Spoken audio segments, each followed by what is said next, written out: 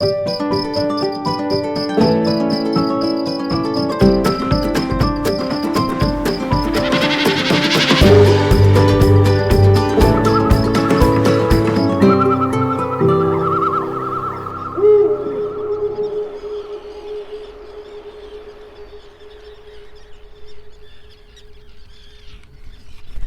to the Wandering Ecologist podcast with me, Penny Green.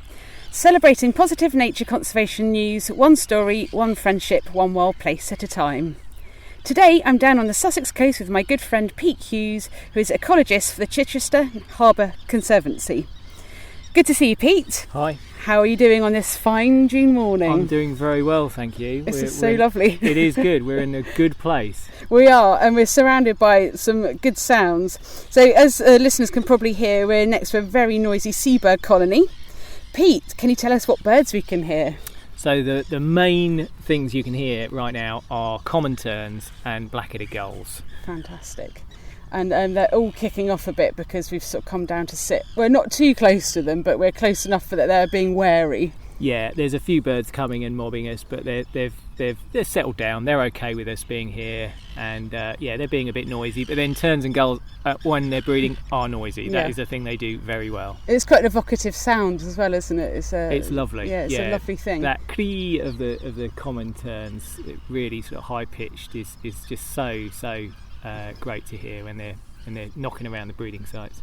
And for those that don't know what a common tern looks like, can you describe what they look like, please, Pete? Right, so I suppose everyone's got an idea of what a gull looks like, and terns are essentially a small version of a gull, sleek, slim, long-winged, and common terns are sort of grey and white. They've got a lovely neat black cap, they've got a red bill, they've got a little fork in their tail, so that gives them an old name, which is a sea swallow, and I tend to think of them as if you think of a sea swallow, that's the best way of sort of mentally picturing what they are. They're a scaled down gull with all the sort of attributes of a swallow. They're so elegant when they're flying, and they've kind of got this very buoyant flight, haven't they? Almost like little fairies going overhead. They bounce around on their wings. They're amazing. So beautiful. Yeah, they're just great to watch. And this is a migratory bird that breeds here in our spring and summer, but makes huge journeys to its wintering grounds. Where do they go in the winter? So we think most of these common terns go to the coast of West Africa.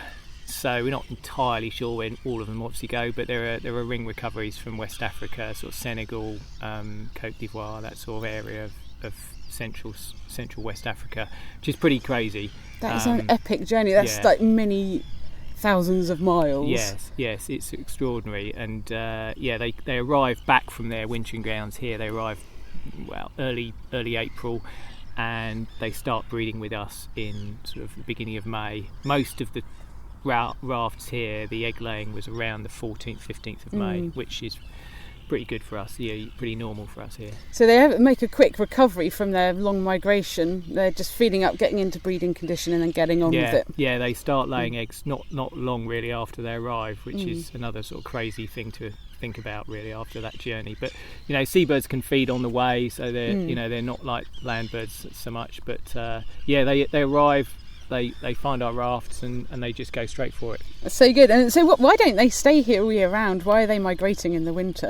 So I think most terns, pretty much all terns bar sandwich terns, are long-range migrants, and that's just to avoid the harsh winter weather. So the things that they feed on, small fish and sometimes small invertebrates, they'll be harder to find in winter. They'll go to deeper water.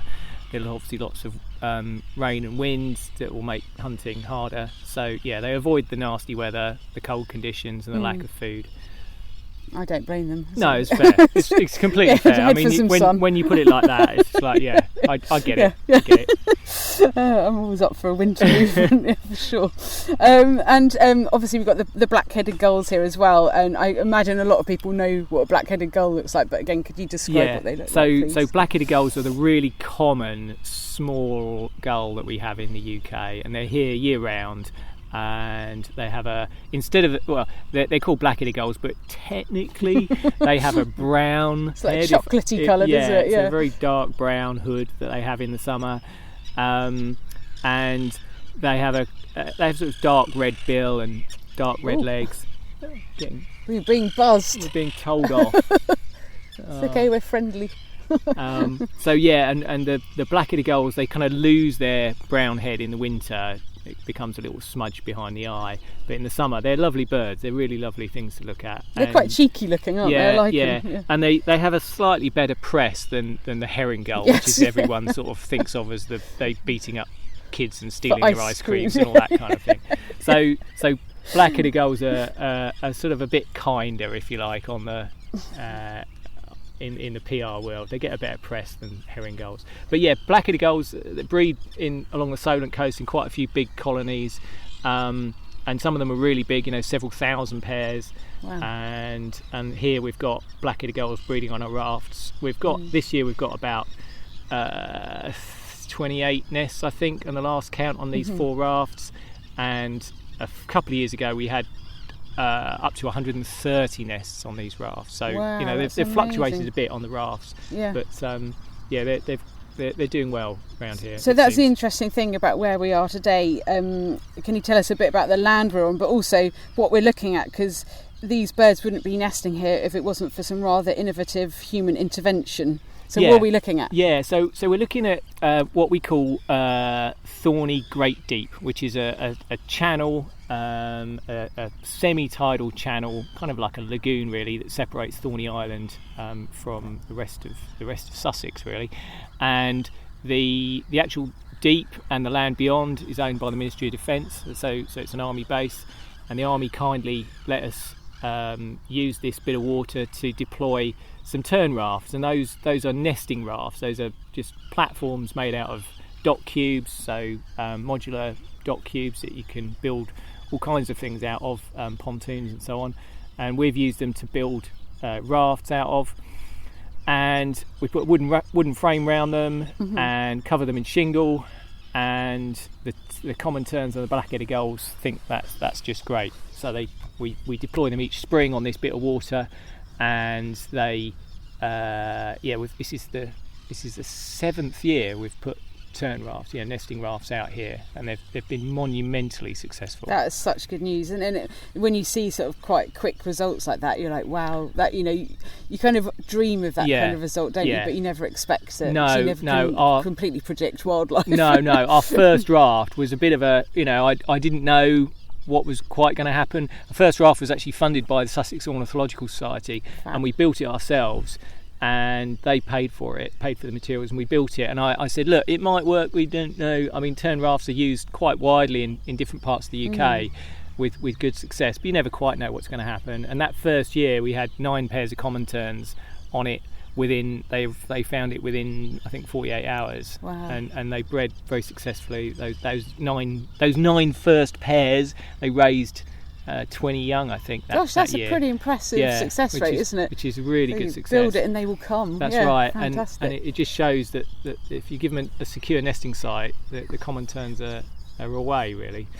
And sort of since your inception of the idea of the tern raft, have you sort of adapted them at all over time to make them even better for the birds to be nesting on them? Yeah, so we've got more of them for a start. We started with 1, and then I think we did 2 or 3 the following years, and then we eventually got up to 7. They were quite small, but now we're on 4, but these 4 are bigger than the rafts we've had before. How big are they? It's hard to tell from here. Yeah, so these are basically 4 metres by 4 metres, so they're 16 square metres, and we've got 4 rafts here. I think that makes 64 square metres, doesn't it? I think. I'm not very good at maths, Pete, you know that. My 16 times table isn't that good, I don't think. It's not one you learn at school, is it? No, to be fair? I never learned them at school anyway, to be honest. But yeah, let's say there's 64 square metres of tern raft here, but this represents all of the breeding terns success in Chichester Harbour. They don't breed successfully anywhere else, which is crazy when you think about the size of Chichester Harbour. 3,500 hectares of intertidal and shingle and sand dunes and all the rest of it, where they could nest. But what's going on there? What's the problem? So the other places, the sort of natural sites, have got all manner of problems really, but the main 2 are, one is tidal flooding, so a lot of the sites are are very low, close to the water's edge, so a spring tide washes them out. And the second main one is really it's a combination of human disturbance and predation from predators like foxes. Fox predation is a big deal for some of the sites. Sure. So, but yeah, what we've done really within Chichester Harbour and Langstone Harbour, which is just to the west, and Pagham Harbour just to the east, most of these sites that could support breeding terns have been developed. Lots of human development has sort of encroached on the places that terns would have once bred, and they've been squeezed into these really, really marginal sites, which are now either too low, they're too close to the water, essentially they're covered by a spring tide, or they're really exposed to fox predation or some other predation issue.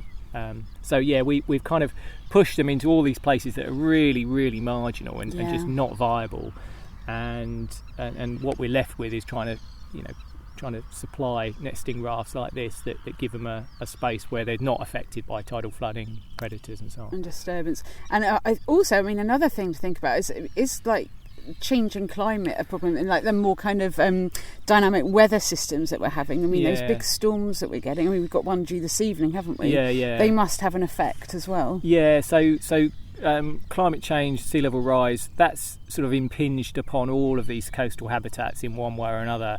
And really, I think of terns as being these pioneer species. They exploit the changing coastline. So the shingle bars, the spits, the islands that winter storms create naturally and coastal processes create naturally over time. Those habitats are now constrained either by human development, seawalls and so on, or climate change, sea level rise and storminess and so on. So all of that has created a really difficult situation to provide for these species. So here we are looking at some nesting rafts, and they enjoy them, but obviously the big picture is we really want to create more natural habitats that are kind of evolving slowly and being sculpted by the sea, so that the terns can actually breed on natural sites, sand dunes, beaches, shingle bars, that kind of thing. But in the meantime, you've got these like amazing to keep these birds here, because if they failed every year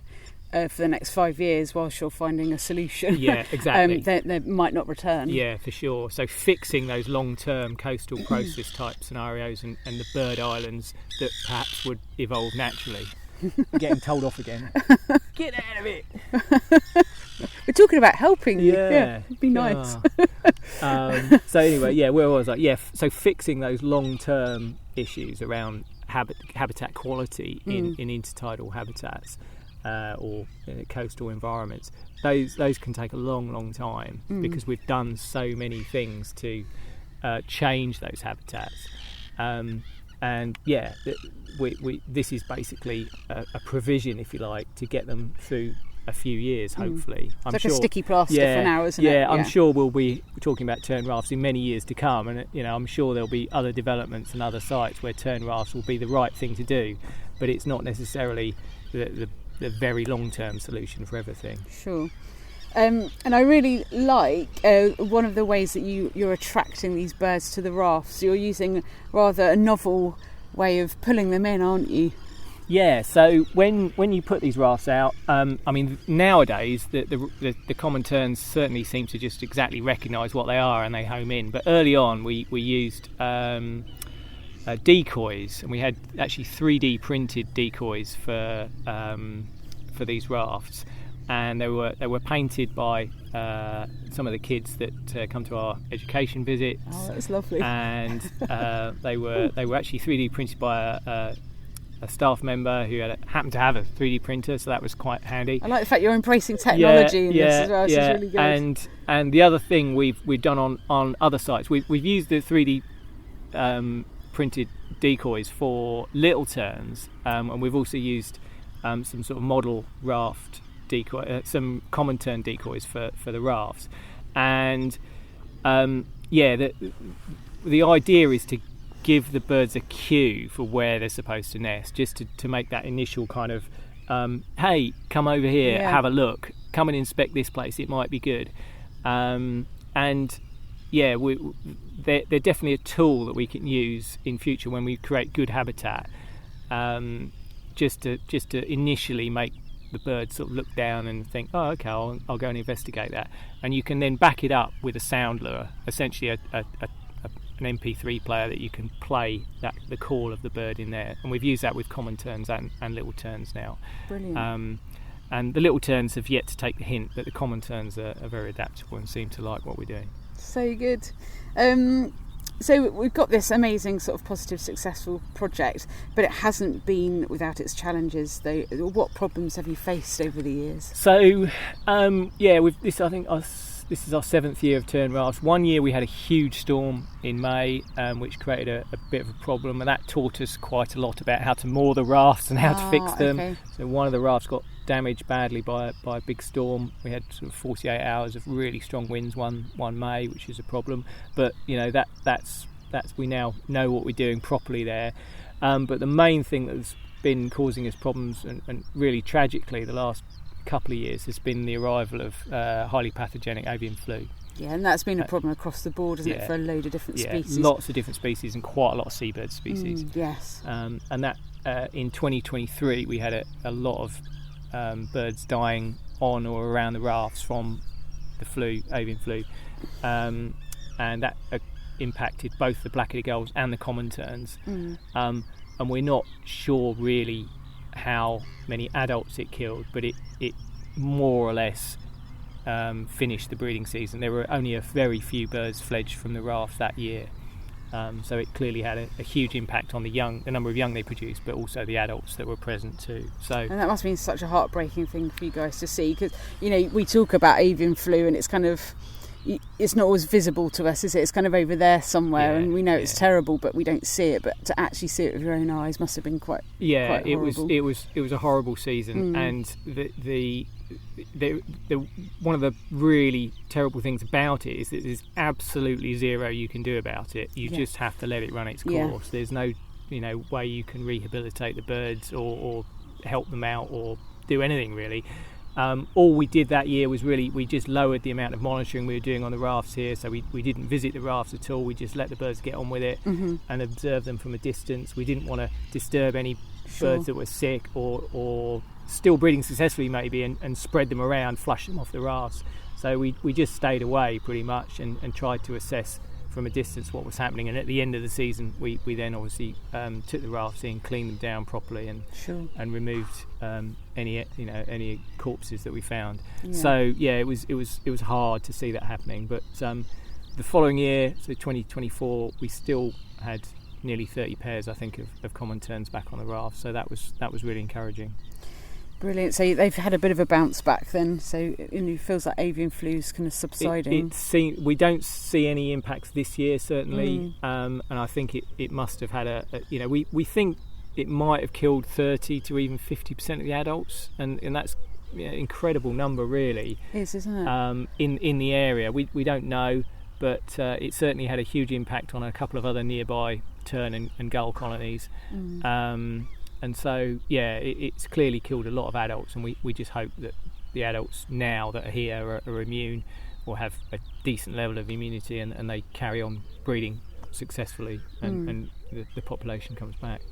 And as we look out now with our binoculars here, we can see there are some tiny little chicks. For sure. And they are very cute on the cute scale. Yeah. They get 10 out of 10 on the cute scale. They do. Well, can you tell us what they look like, Pete? When they hatch out, they're little fluffy, they're light brown ground colour with some darker splotches, and they've got the common terns have got kind of a white throat or a whitish belly, so they're white underneath.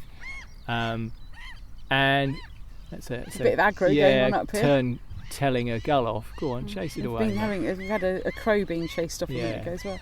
Yeah, so the terns, yes, the first few days they're very fluffy. They're sort of light brown with dark splotches. They're kind of blending quite well with shingle, don't they? I was just about to say that if you saw them on a shingle beach, they would disappear. They're adapted to look like a shingle sandy shore.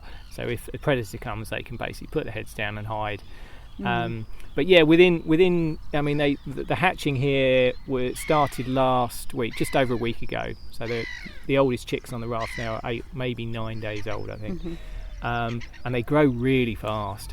So they fledge in just over 3 weeks. That is quick, isn't it? 23, 24, 25 days is fledging. Wow. So within 3 weeks they've got feathers and they can pretty much fly. So the change is astonishing. And that's dependent on having a good food resource, isn't it? So what are the adults feeding the chicks on? Yeah, so they bring in small fish of a variety of species, where we think they catch a lot of sand smelts. That's a very common small fish in the harbour. We know that from small fish surveys that we carried out over the last few years.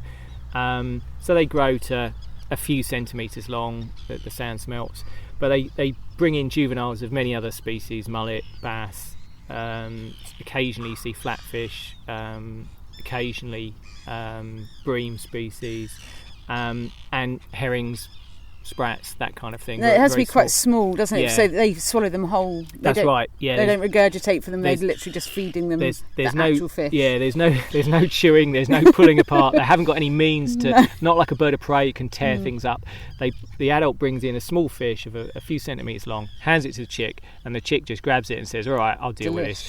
And the chick at that stage is just an enormous mouth with a couple of legs stuck to the back, really.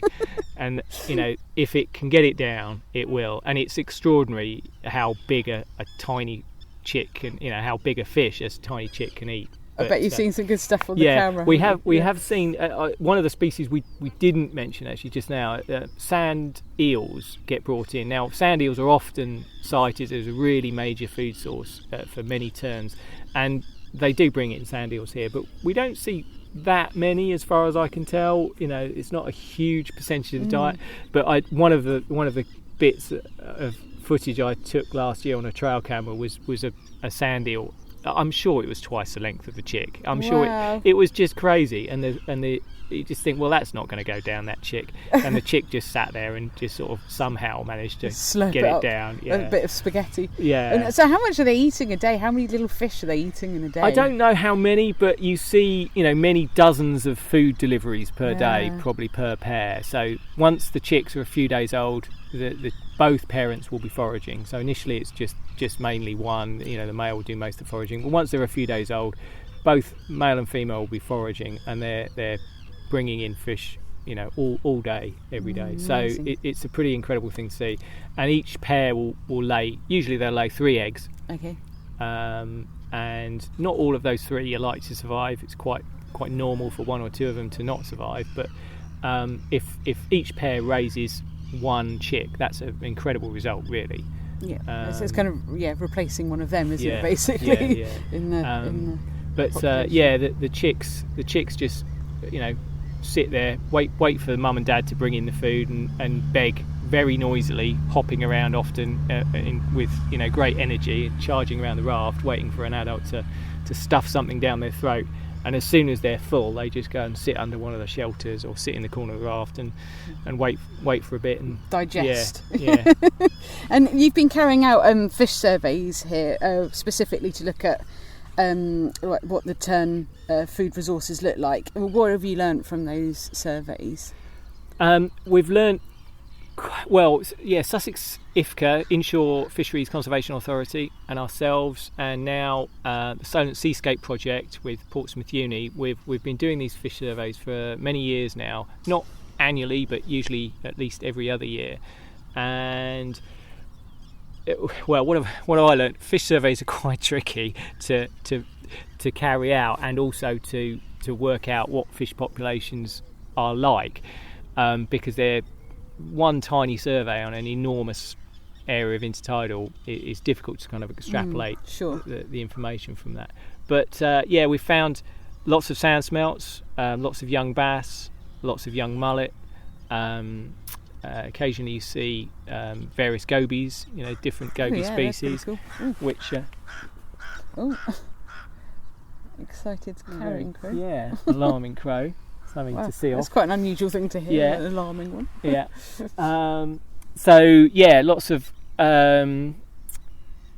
Lots of different species of fish over the course of summer. We tend to run them in sort of early part of the summer in June, and then again in September.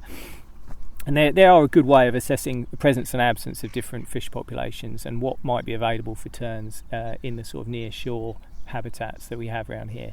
And that's, it's good to know that there's a variety of species and that things like bass and mullet are breeding successfully. So you can see the juveniles of each of those species at different times of the year and how they're progressing.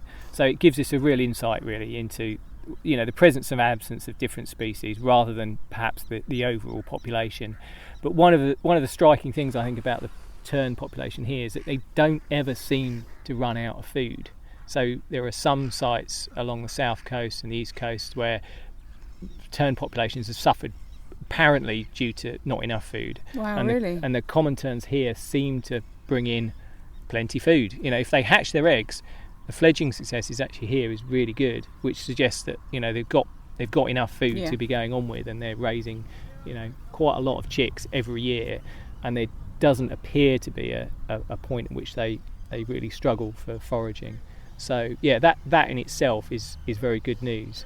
That's amazing, and it's not obviously those fish stock numbers are benefiting the terns and the black-headed gulls, but it's benefiting a whole suite all of kinds of other things. So that sounds like a healthy ecosystem. It's really tricky to. What's that? Is it a bird of prey carrying food, or is it that crow coming back in, or is it even a raven? No, it looks like, is it dangling its feet then? It's a raven, isn't it?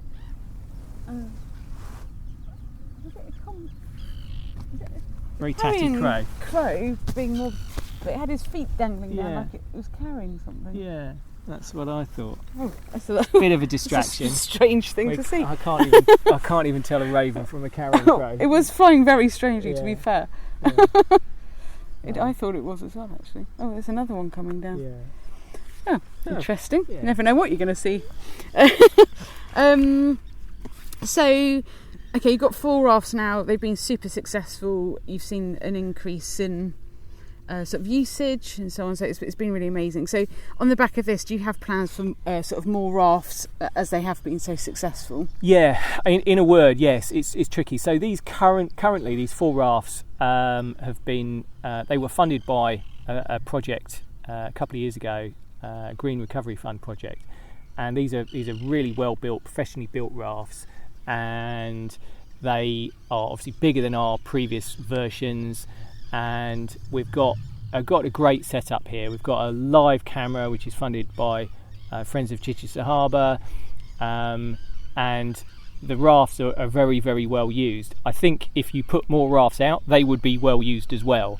And we're at the moment just in the stage of trying to work out how much capacity we have to deploy them and maintain them and look after them, because we sort of want to pull them in the winter and make sure they don't deteriorate, and we need somewhere to store them and all that sort of thing.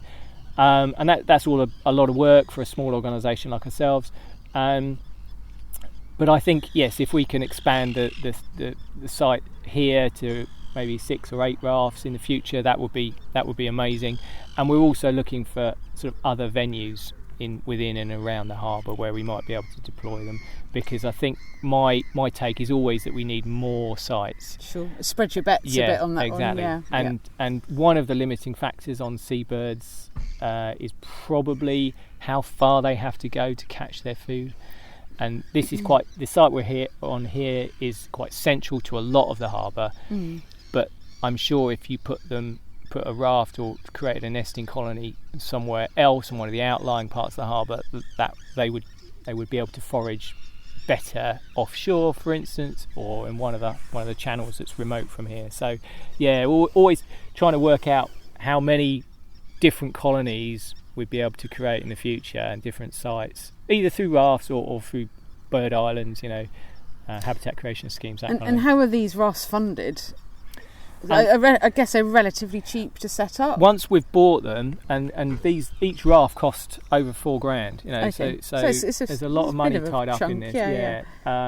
But each one, once they're here, the maintenance is relatively low. And we expect them each raft to last sort of perhaps 10 years if we're lucky.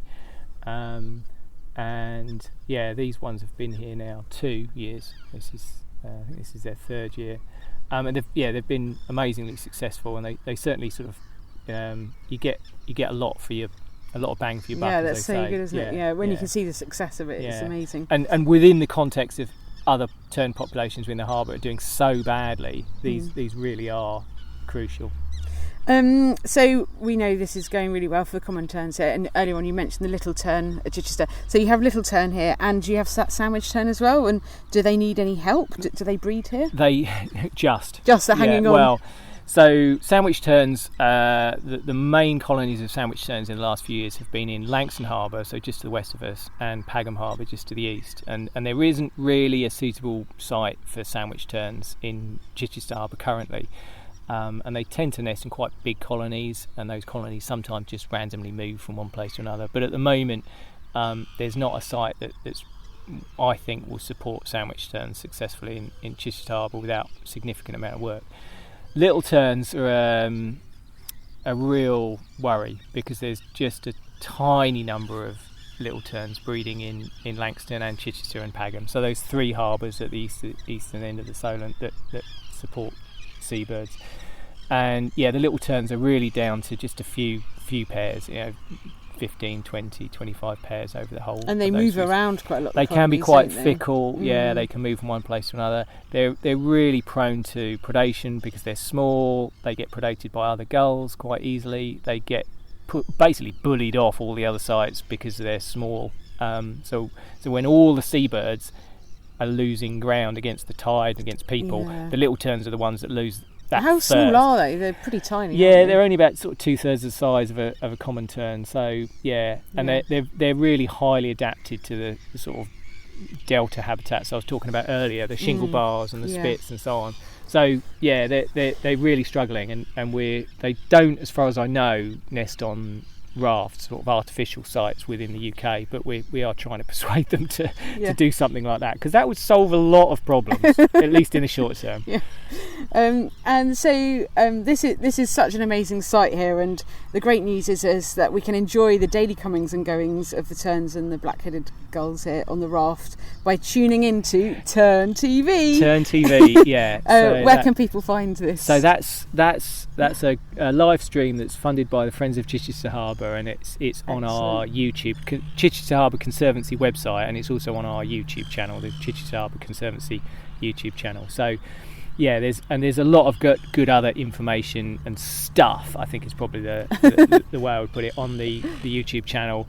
There's some great animations about the problems terns face, and coastal squeeze, sea level rise, and that sort of stuff. There's some great animated videos that we've just put out through the Solent Seascape project, so they're on there as well. And you've got some great social media as well, with lots of your team chatting about different things that are going on here, because this is just one of the many amazing projects that you're doing down here at Chichester Harbour. There's so many good things going on. Yeah, there's a lot of stuff we get involved in, lots of enhancement projects and environmental projects around the place. Some on the harbour side, as we say, some on the water, some on the intertidal, and some on the terrestrial sort of farmland around the harbour too. So we've got plenty going to keep us busy. Really. And if people want to come and visit Chichester Harbour, what can you recommend? Is there a place they can look for more information, or is there particular spots you would recommend people go to? It's a big place, and there's a lot of different places to visit around the harbour. So I would definitely do your research, have a look at the Conservancy website, and there's a lot of good information there. But if you want to come to sort of enjoy the harbour as a kind of a big, wide open space. And for instance, you don't have a boat or a kayak, you can do that too, but if you want to walk around the harbour, there's lots and lots of footpaths. A lot of the harbour has got a coastal footpath, so the walk around Chidham Peninsula is fantastic. The walk around Thorney Island, where there's a footpath all the way around Thorney Island, that's also fantastic. But there's East Head, which has got some fantastic sand dunes and a big beach. So there's a lot of different habitats and a lot of scope for enjoyment here. Great. Well, Pete, it's so nice to be out with you today, celebrating a massively successful project, and just hearing the sounds of these terns and gulls just lifts the heart, doesn't it? It is it's a very good uplifting. Noise. Yeah, we're getting told off again. Penny, get out of here. Get out of here. And on that lovely note, I think it's time to take our leave on this. Thanks so much, Pete. I wish you all the best. You're welcome. See you later.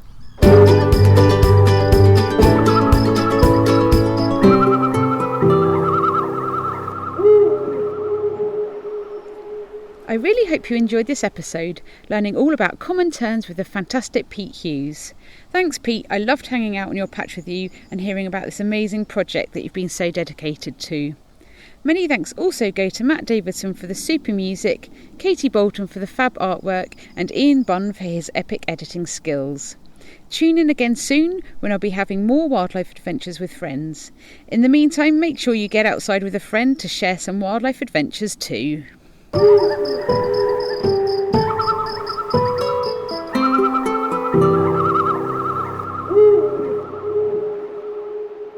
Thanks to Leica for sponsoring the Wandering Ecologist podcast. I've been a Leica user since the very beginning. Whether I'm monitoring stone curlews or barn owls or conducting a dragonfly survey, I rely on their precision. With over 120 years of crafting premium optics, Leica brings exceptional clarity even in low light. The close focusing range reveals fine details others miss, and the rugged waterproof design means they keep going, whatever the weather. German engineering trusted in the field, and craftsmanship I can count on.